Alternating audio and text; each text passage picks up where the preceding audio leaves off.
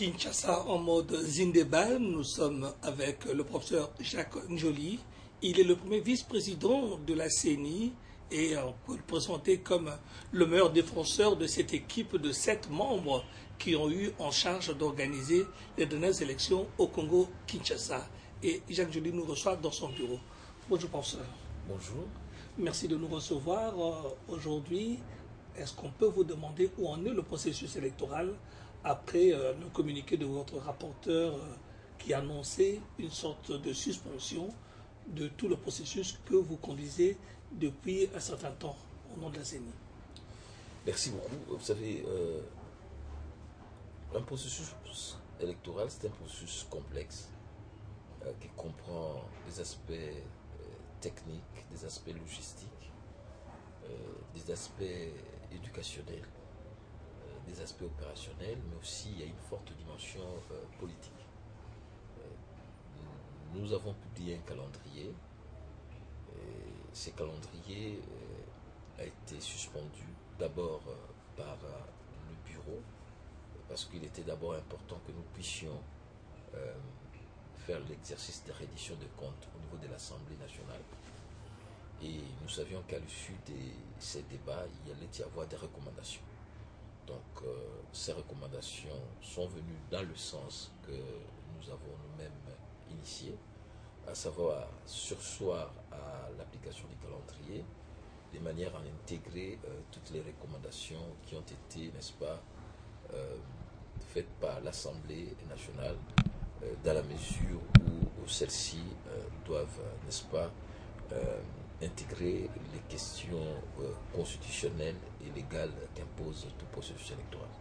Vous étiez à l'aise, j'imagine, pour passer devant les élus du peuple.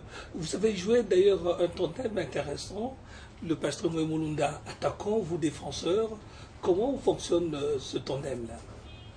Non, il ne s'agit pas d'un tandem, il s'agit tout simplement de rendre compte, chacun dans sa tonalité d'ailleurs, les questions qui m'ont été confiées, c'était des questions qui relèvent de ma compétence, à savoir les questions contentieuses et les questions litigieuses, donc les questions relatives aux violences, les questions relatives aux irrégularités et les questions relatives aux perspectives légales, donc sur la révision du texte. Donc voilà, mais c'était une communication qui engageait l'ensemble du bureau, parce que l'objectif c'était de faire le rapport d'évaluation des activités annuelles, année qui a coïncidé avec le premier cycle, la première phase de ces cycles électoraux, à savoir les élections présidentielles et législatives. Comme vous le savez, on était au centre et reste encore au centre des préoccupations nationales, voire même internationales aujourd'hui. Alors, vous avez une belle salle qui s'appelle salle du 28 novembre. Vous avez relevé ce défi d'organiser ces élections le 28 novembre. Est-ce qu'avec le recul, vous n'aurez pas dû changer de date? Je crois que nous l'avons toujours dit, techniquement, cette date-là était difficile à tenir. Et j'étais le premier à le dire. Vous pouvez demander aux amis qui étaient à Bruxelles avec moi. Il fallait absolument, techniquement, il aurait fallu disposer beaucoup plus de temps. Mais comme je vous ai dit, la question électorale a une forte dimension politique. Le calendrier politique a été tellement déterminant que nous étions placés dans l'obligation d'organiser absolument les élections avant le 6 décembre. Faute de quoi, compte tenu de déclarations des uns et des autres, la classe politique, on devait aller dans un vide. Donc, le mandat du président en exercice se terminant le 6 décembre. Personne n'acceptait que la CENI puisse proclamer les résultats au-delà de cette date. Et pour nous, nous devions, n'est-ce pas, aller dans ce sens. Or, dans ces délais très courts de 7 mois, je dirais même 4, parce que le dernier texte, la loi du 17 août portant répartition des sièges, est sorti le 17 août. Et c'est à partir de cette date-là que nous pouvions commencer à recevoir les candidatures. Et nous avons commencé à recevoir les candidatures le 18 août. Et nous en avons eu des candidatures. Et ça s'est terminé pratiquement le 30 septembre. Et pendant le mois d'août, il fallait commencer à monter le bulletin. Et ça ne se faisait pas ici sur place. On est allé donc en Afrique du Sud, où il fallait, n'est-ce pas, avoir plus ou moins 70 millions de bulletins. Ce qui nous donnait un tonnage presque de 5000 tonnes qu'il fallait transporter de l'Afrique du Sud et dispatcher sur l'ensemble du territoire. Donc le délai a été un facteur déstructurant du processus et ça a désarticulé l'ensemble du fonctionnement. Mais à l'arrivée, nous avons pu tenir la date du 28 novembre, comme vous avez vu dans la salle, et nous avons pu proclamer les résultats du présidentiel le 9, et après nous avons proclamé les résultats du présidentiel, des législatifs. Donc maintenant, il faut tirer les leçons, parce qu'une élection ne se prépare pas en 3 mois, 4 mois, c'est un cycle.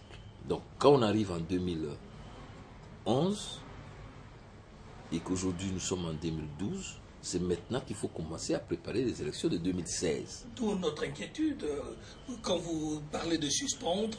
Alors, nous avons lu quelques-unes de ces recommandations. On a l'impression qu'on revient un peu au point de départ. Je me souviens des échanges épiques entre l'opposition et la majorité avant ces élections, notamment remettant en question le problème de l'audit, audit de fichier électoral, toutes ces questions-là, vous n'avez pas l'impression de revenir au point de départ? Malheureusement, votre analyse est vraie, parce que nous avons effectivement reçu des recommandations. Nous sommes respectueux de la souveraineté, de la centralité du Parlement dans l'articulation de notre système politique, mais il y a aussi des aspects techniques qu'il faut intégrer. Aujourd'hui, nous avons au départ commencé par dire nous voulons organiser les élections au mois de janvier 2013, et dans notre calendrier nous avons prévu de les organiser au mois de mars 2013, dans la perspective de tenir les élections municipales et locales.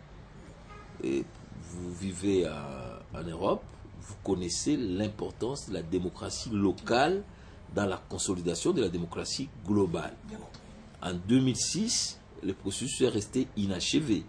Nous ne sommes pas allés vers la démocratie locale. Et là, en 2011, nous sommes maintenant en 2012, tous ces glissements, toutes ces discussions techniques, politiques, qui n'entrent pas dans un chronogramme clair, risquent encore de nous amener à postposer des élections provinciales, partant à créer un problème de symétrie de légitimité institutionnelle entre les sénateurs, qui ont aujourd'hui leur robe totalement décolorée, les gouverneurs de province, les assemblées provinciales, mais surtout les élections locales. Donc nous venons de recevoir le courrier du Parlement. Nous allons rencontrer le bureau du Parlement ainsi que les autres institutions pour que dans un dialogue serein, qu'on puisse voir concrètement comment on planifie toutes ces questions et comment politiquement on assume tout ce qui doit arriver. Vous savez, la révision d'une loi organique, la mise en place de structures ou de personnes devant animer la structure restructurée, la révision de la loi électorale, ça prend du temps. Là, nous sommes au mois de juillet. Dans moins de 4 jours, la session extraordinaire va se terminer. Donc, les débats sur la loi ou les lois va avoir donc lieu à la session dès septembre. En octobre, nous avons la francophonie. Et cette session de septembre, c'est une session, n'est-ce pas, budgétaire. Si on prend 3 mois, donc nous pouvons dire que ces lois pourront venir au mois de décembre. La mise en place des institutions pourra avoir lieu donc début décembre. Nous espérons que dans une approche à la fois réaliste, mais qui prend quand même en compte toute cette recommandation visant à redécrédibiliser notre processus, tous ces paramètres seront mis en place et nous permettront, n'est-ce pas, d'avoir un processus électoral pertinent, conséquent, mais aussi réaliste. Alors,